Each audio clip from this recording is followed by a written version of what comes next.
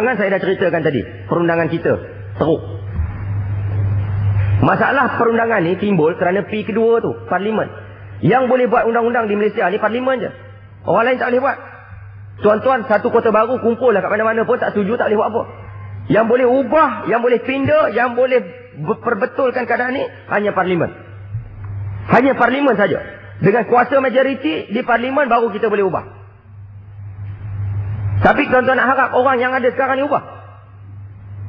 Saya buat sendiri. Kita buat draft pindaan perlembagaan untuk menyelamatkan akidah orang Islam. 4 kali yang amat berhormat Tuan Guru Haji Hadi bawa sebagai ahli Parlimen, bil, private bill, kita bawa ke Parlimen. Draft pindaan perlembagaan. Bawa ke Parlimen, kita bagi tahu dengan kawan-kawan kita, kamu walaupun parti lain-lain, tetapi kita Melayu. Kita ada anak dan kita beragama Islam.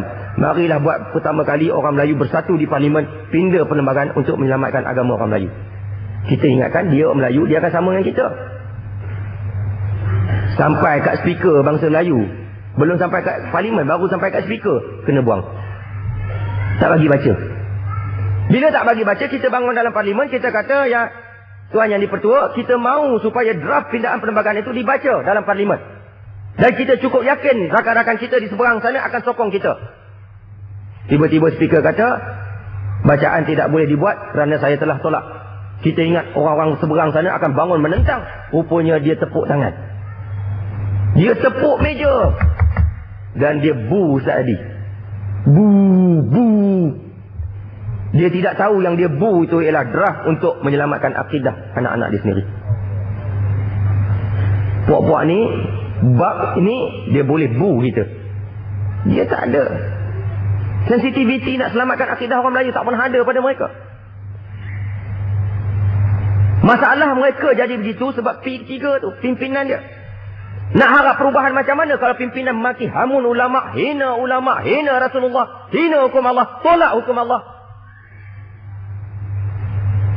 Selagi 3P ni ada tuan-tuan, kita tak akan boleh dapat sebarang pindaan kepada perlembagaan untuk menyelamatkan akidah orang Melayu. Sebab tu 3P ni kita kena ubah dengan 1P. P itu ialah pora sama dia orang. Pergi pora sama dia orang. Sebab kalau tak ubah tuan-tuan, kerja saya dedahkan kepada tuan-tuan. Yang menyebabkan mereka boleh ada di Parlimen tu, siapa yang menyebabkan? Oh, setengah orang kata, ni tak ada kerja aku, ni kerja orang Parlimen. Ya, yang letak dia kat Parlimen siapa? Yang hantar dia ke Parlimen tu siapa? Bukan kita. Tiap-tiap pangkah yang kita beri kepada mereka adalah tanda kita redha dengan dasar mereka.